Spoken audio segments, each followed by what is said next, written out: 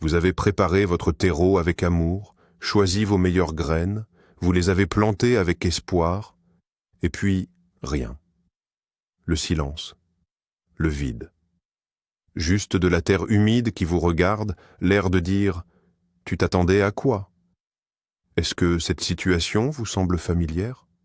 Chaque année, des milliers de jardiniers passionnés voient leurs rêves de récoltes abondantes s'évanouir à cause de semis qui ne germent jamais. Ils accusent les graines, la lune ou le chat du voisin. Mais la vérité, c'est que dans 99% des cas, l'échec est dû à l'une des 4 erreurs fatales, des erreurs si simples qu'on n'y pense même pas.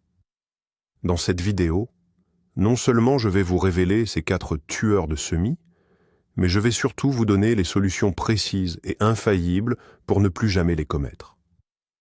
Préparez-vous à transformer votre taux de germination de 0 à 100%. Restez bien jusqu'à la fin, car la 4e erreur est la plus sournoise de toutes.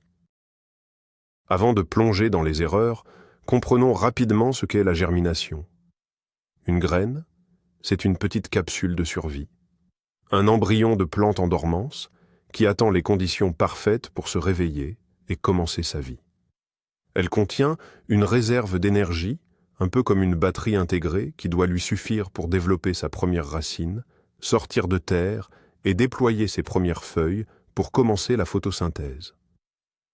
Ce processus est un véritable miracle de la nature, mais il est aussi extrêmement fragile.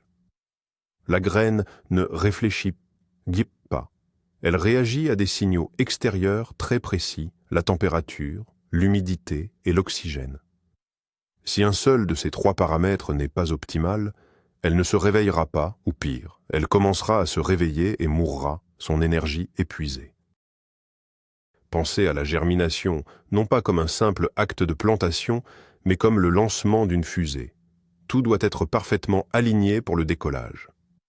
Les erreurs que nous allons voir sont les raisons pour lesquelles la mission avorte avant même la mise à feu.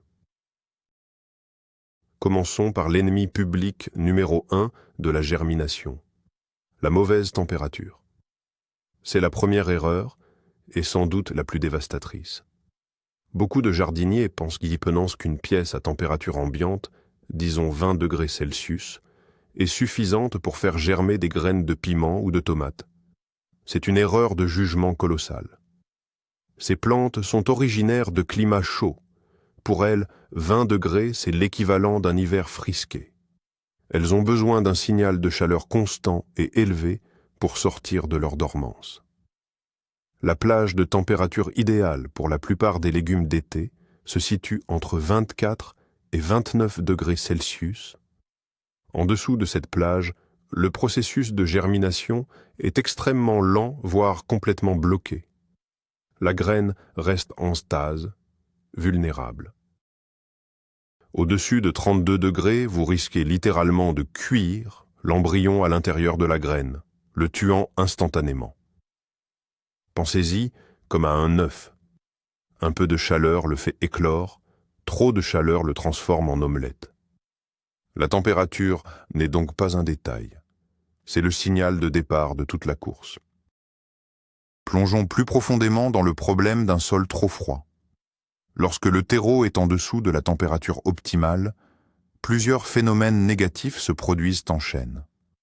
Premièrement, le métabolisme de la graine, qui devrait s'activer, reste au ralenti. La graine absorbe l'humidité, ce qui est normal, mais sans la chaleur nécessaire pour déclencher les processus chimiques de croissance, cette humidité devient un piège mortel. Le terreau froid et humide est le terrain de jeu idéal pour les champignons et les bactéries pathogènes responsables de la fonte des semis. La graine, incapable de se défendre, commence littéralement à pourrir de l'intérieur. C'est un processus lent et invisible. Vous, à la surface, vous attendez patiemment, vous arrosez, vous espérez, mais en dessous, votre future plante est en train de se décomposer. C'est comme essayer de démarrer une voiture par moins 40 degrés. Vous pouvez tourner la clé autant que vous voulez, le moteur est gelé et ne répondra pas. Pour la graine, Le froid est un ordre de ne pas bouger, et si cet ordre dure trop longtemps dans un environnement humide, la mort est inévitable. À l'opposé du spectre, nous avons le danger d'un sol trop chaud. Certains jardiniers, conscients du besoin de chaleur, vont à l'extrême. Ils placent leur plateau de semis directement sur un radiateur brûlant, sous une lampe de croissance trop proche ou dans une serre mal ventilée en plein soleil. Le résultat peut être encore plus rapide et destructeur que le froid. Une température du sol qui dépasse constamment les 32 ou 33 degrés Celsius peut dénaturer les protéines vitales à l'intérieur de la graine, un peu comme la cuisson d'un blanc d'œuf. L'embryon est tué avant même d'avoir pu commencer à germer. De plus, une chaleur excessive provoque une évaporation très rapide de l'humidité dans les couches supérieures du terreau. La graine, qui a peut-être commencé son processus de germination, se retrouve soudainement dans un environnement sec. Ce cycle d'hydratation puis de déshydratation est extrêmement stressant et peut épuiser ses réserves d'énergie. C'est comme donner un verre d'eau à un coureur de marathon, puis le lui reprendre aussitôt. Le choc est souvent fatal. Une chaleur excessive est une promesse de vie qui se transforme en sentence de mort. Alors, quelle est la solution pour maîtriser parfaitement la température? Elle réside dans le contrôle et la constance. La meilleure chose à faire est d'investir dans un tapis chauffant pour semis.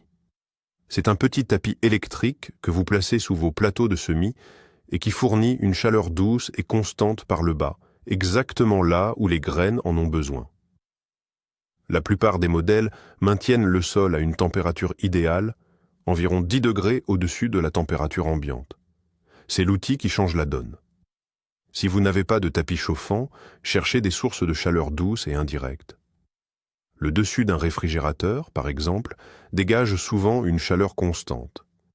Vous pouvez aussi utiliser une petite lampe de bureau à incandescence, pas une LED qui ne chauffe pas, placée à une distance sécuritaire au-dessus du dôme de vos semis. L'outil indispensable, quelle que soit votre méthode, est un thermomètre de sol. Piquez-le directement dans votre terreau pour connaître la température réelle que vos graines ressentent et non la température de l'air ambiant. C'est la seule façon de savoir avec certitude si vous êtes dans la zone idéale. Il est temps de démolir un mythe très répandu. Un rebord de fenêtre ensoleillé est l'endroit parfait pour la germination. C'est faux, et c'est une des raisons pour lesquelles tant de gens échouent. Oui, pendant la journée, le soleil qui tape sur la vitre peut chauffer le terreau à une température correcte, voire excessive. Mais que se passe-t-il la nuit? La fenêtre devient la surface la plus froide de la pièce. La température du terreau peut chuter de 10 à 15 degrés, plongeant bien en dessous du seuil critique pour la germination. Ces fluctuations extrêmes de température entre le jour et la nuit sont un stress énorme pour la graine. Elle reçoit des signaux contradictoires, démarre, puis arrête, démarre, arrête. Ce yo-yo thermique épuise ses précieuses réserves d'énergie sans qu'aucune croissance réelle ne se produise. Un environnement stable est la clé.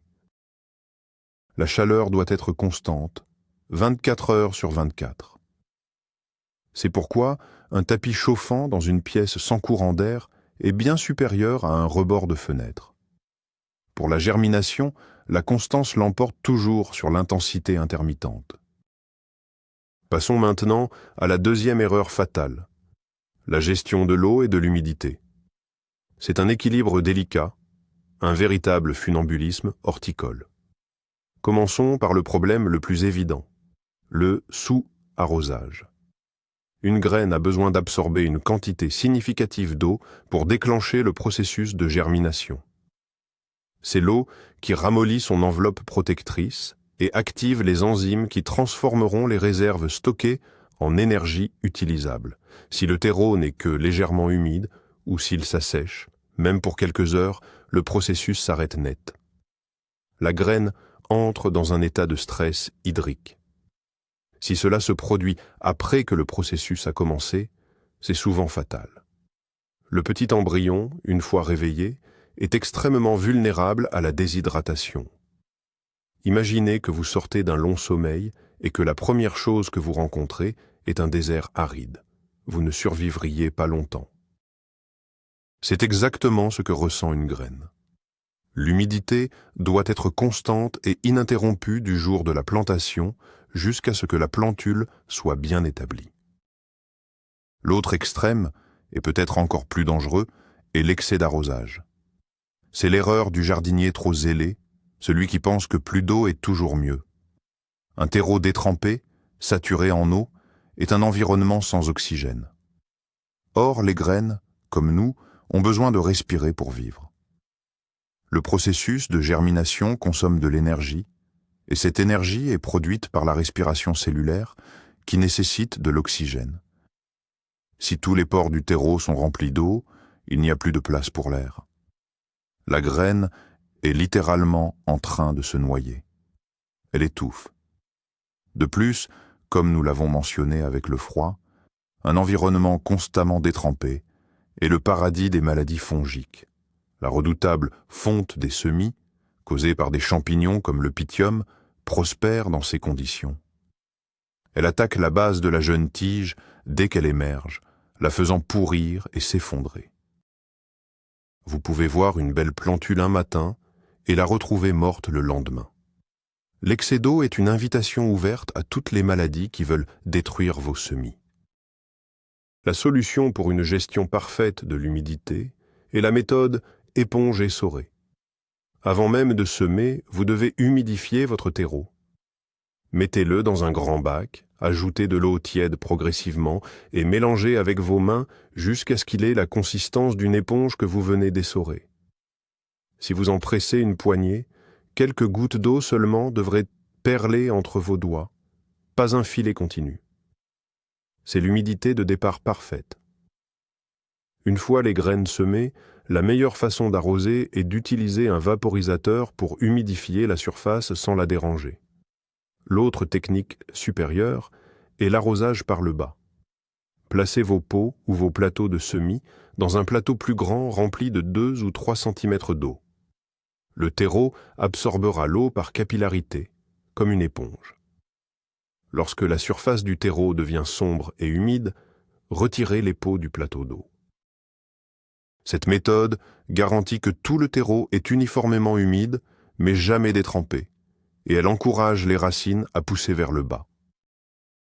Un élément crucial pour maintenir cette humidité parfaite est l'utilisation d'un dôme de germination. C'est tout simplement un couvercle en plastique transparent que vous placez sur votre plateau de semis. Si vous n'en avez pas, un film plastique alimentaire tendu sur le dessus de vos pots fait parfaitement l'affaire. Ce dôme crée un microclimat, une mini-serre. L'eau qui s'évapore du terreau se condense sur les parois du dôme et retombe dans le sol, créant un cycle d'humidité constant. Cela réduit considérablement le besoin d'arroser et protège les graines du dessèchement. Vous créez ainsi une atmosphère avec un taux d'humidité proche de 100%, ce qui est idéal pour ramollir l'enveloppe des graines et favoriser une germination rapide. Cependant, il y a une règle d'or. Dès que vous voyez les premières plantules émerger, vous devez retirer le dôme ou au moins commencer à l'ouvrir progressivement. Une humidité trop élevée après la germination peut favoriser les maladies et affaiblir les jeunes plantes. Le dôme est pour la naissance, pas pour l'enfance. Démystifions maintenant une autre idée reçue. Il faut arroser les semis tous les jours. C'est une recette pour le désastre. La fréquence d'arrosage ne doit jamais suivre un calendrier fixe, elle doit dépendre de l'observation. La meilleure façon de savoir si vos semis ont besoin d'eau est de soulever le pot ou le plateau. Avec l'expérience, vous apprendrez à sentir la différence de poids entre un terreau bien humide et un terreau qui commence à s'assécher. Un pot qui a besoin d'eau sera étonnamment léger. Vous pouvez aussi toucher la surface du terreau. S'il est sec au toucher, il est probablement temps d'arroser. Mais attention, la surface peut sécher plus vite que le reste du terreau. La méthode du poids est donc plus fiable. Dans un environnement contrôlé avec un dôme, Il est possible que vous n'ayez pas besoin d'arroser du tout entre le semis et la germination, ou peut-être une seule fois. Arroser par habitude plutôt que par besoin est la porte ouverte à l'excès d'eau et à toutes les maladies qui en découlent. Observez, touchez, soupesez. Vos plantes vous diront quand elles ont soif. Abordons la troisième erreur fatale, une erreur de géométrie et de physique, la profondeur de semis.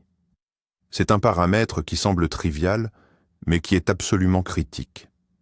Comme nous l'avons dit, chaque graine possède une réserve d'énergie limitée, stockée dans ses cotylédons.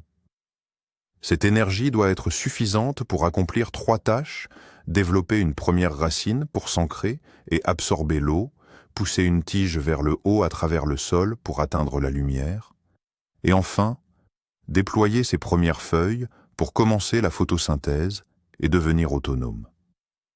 Si vous plantez la graine trop profondément, vous augmentez la distance que la tige doit parcourir pour atteindre la lumière.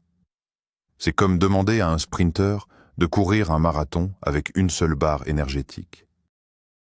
La jeune pousse va lutter, s'épuiser à traverser des centimètres de terre et, dans la plupart des cas, elle mourra de faim avant d'avoir vu le premier rayon de soleil. Sa batterie interne sera vide. C'est une mort tragique et silencieuse qui se joue sous la surface. Visualisons plus en détail ce qui se passe quand une graine est enterrée trop profondément. Disons qu'une graine de piment, qui devrait être plantée à environ 6 mm de profondeur, est accidentellement plantée à 2 cm. Elle reçoit les bons signaux de chaleur et d'humidité et commence à germer.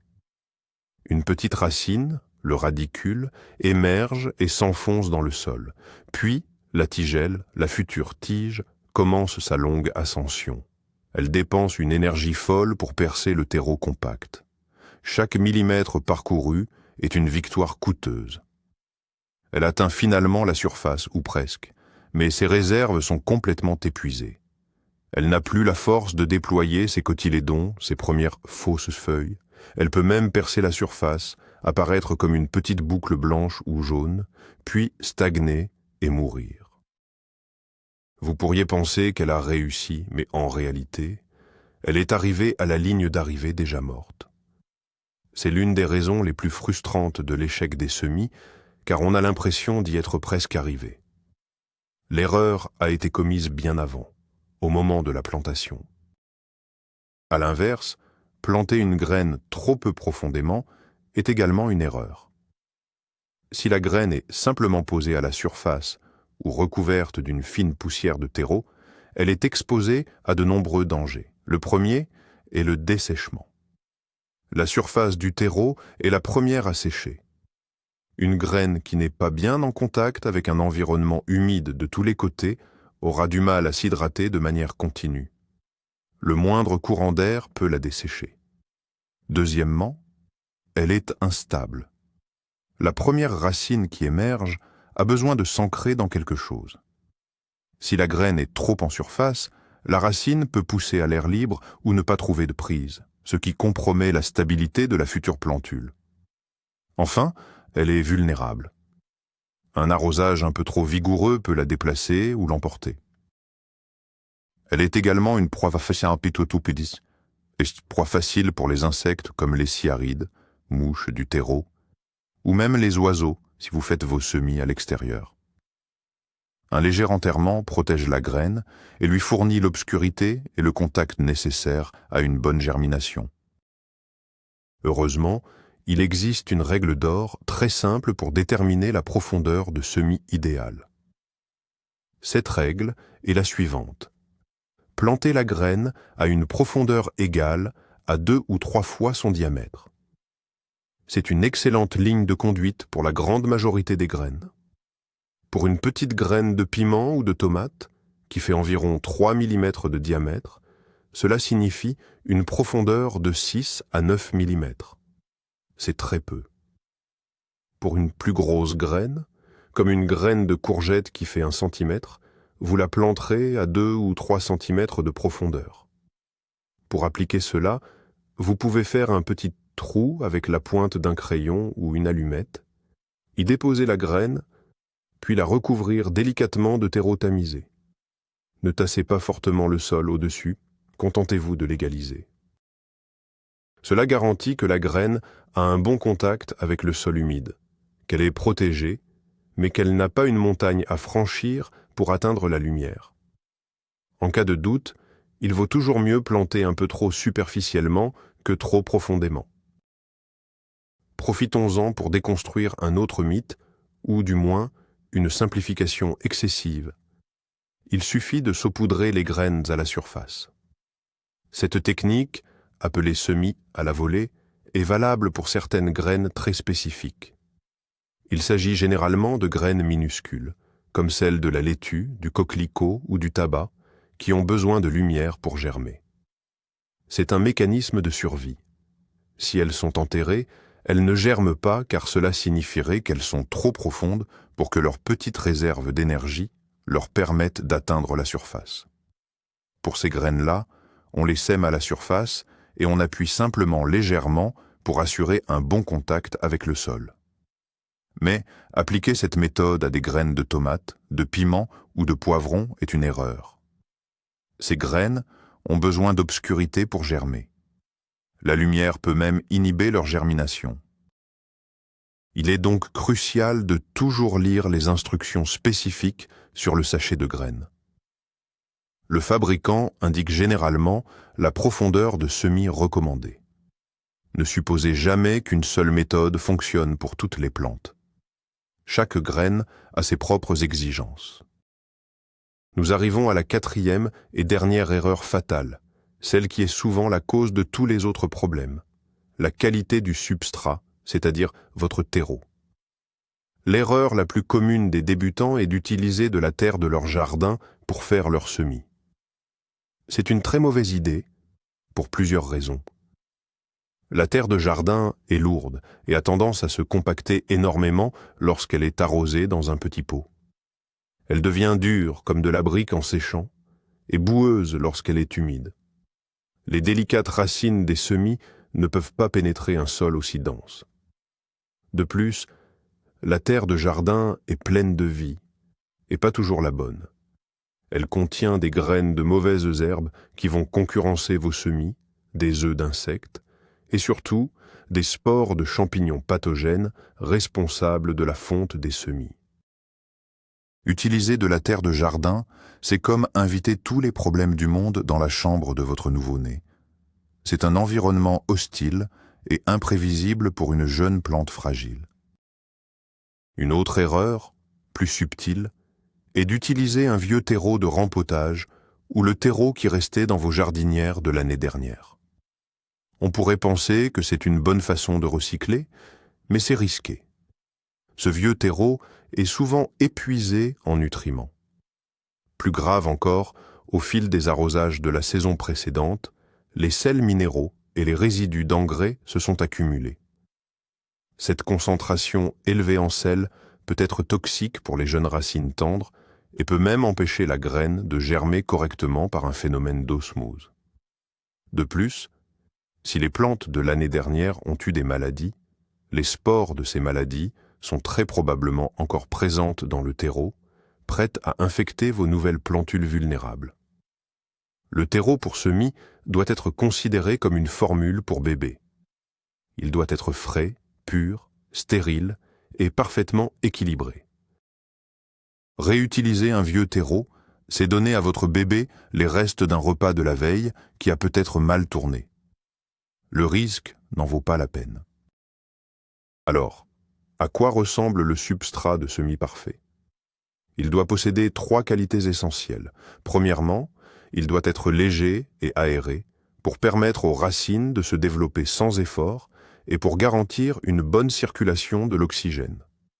Deuxièmement, il doit avoir une excellente capacité de rétention d'eau pour rester humide longtemps, mais aussi un excellent drainage pour évacuer l'excès d'eau et ne jamais être détrempé. C'est cet équilibre qui est difficile à atteindre. Troisièmement, il doit être stérile, ou presque, pour éviter les maladies et les mauvaises herbes. Les terreaux pour semis du commerce sont spécialement conçus pour cela.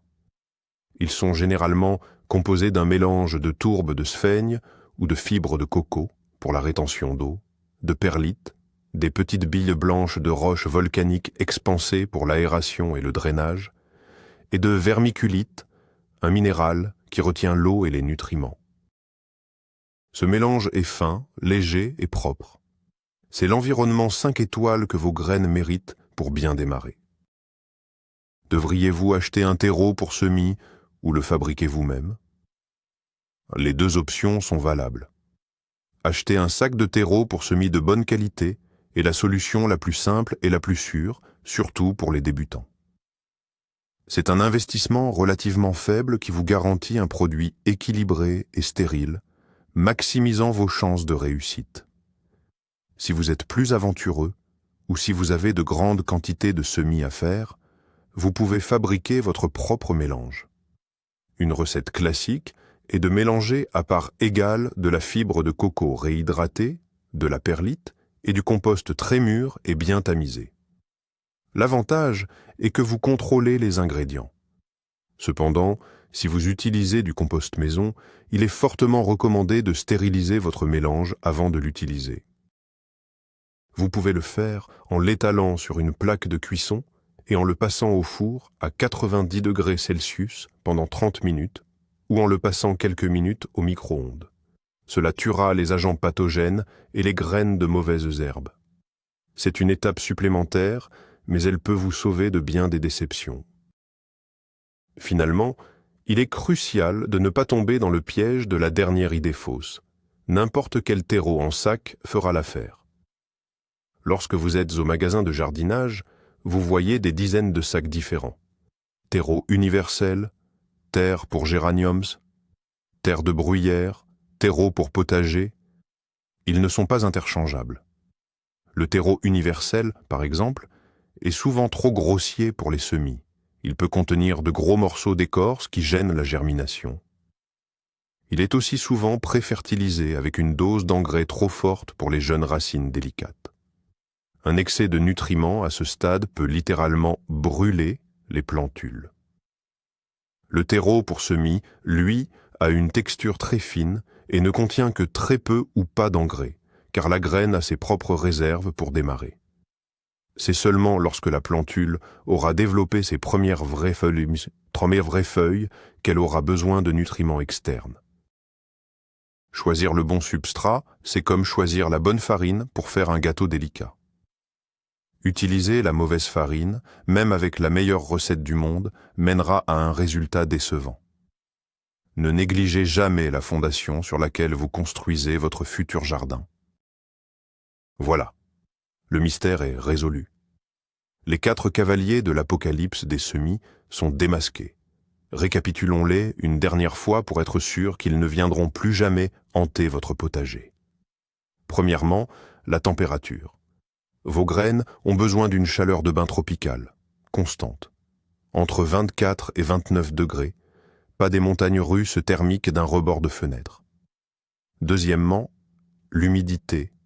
Visez la consistance d'une éponge essorée, jamais un désert, jamais un marécage.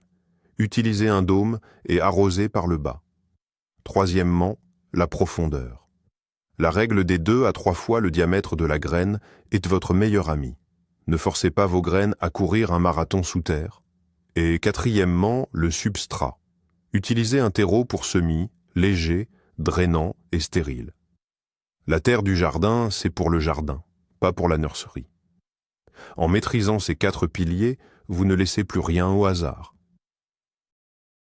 Vous donnez à chaque graine, cette incroyable promesse de vie, toutes les chances de s'épanouir. Vous passez du statut de jardinier qui espère que ça pousse à celui de jardinier qui sait que ça va pousser. Merci infiniment d'avoir regardé cette vidéo jusqu'au bout. Si vous avez appris quelque chose d'utile, n'hésitez pas à laisser un pouce bleu et à vous abonner pour ne manquer aucun de nos futurs conseils. Et maintenant, c'est à vous de jouer dans les commentaires. Honnêtement, laquelle de ces 4 erreurs fatales avez-vous commises le plus souvent dans le passé? Partagez votre expérience. Cela aidera toute la communauté. À très bientôt et bon semis.